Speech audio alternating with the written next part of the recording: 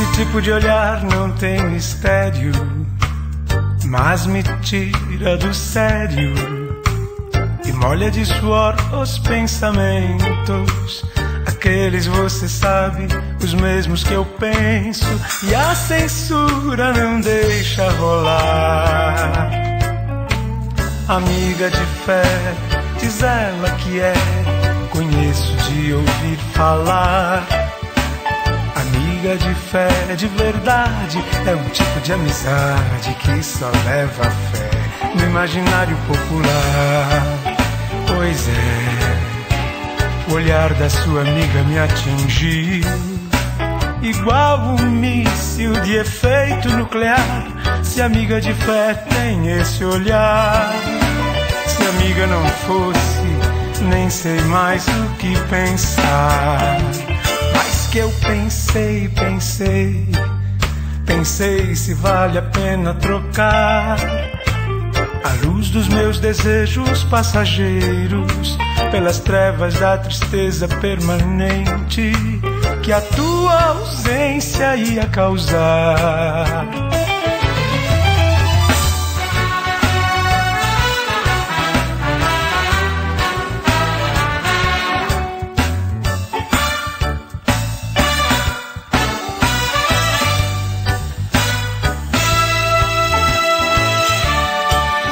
Pois é, o olhar da sua amiga me atingiu, igual a um míssil de efeito nuclear.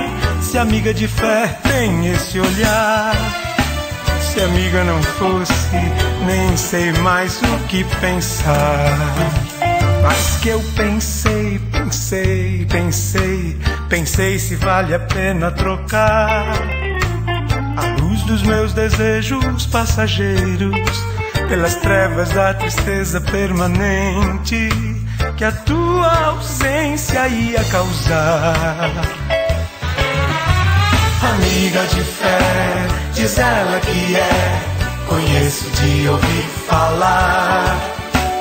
Amiga de fé, de verdade, é um tipo de amizade que só leva a fé no imaginário popular. Amiga de fé, diz ela que é, conheço de ouvir falar. Amiga de fé, de verdade, é um tipo de amizade que só leva a fé no imaginário popular.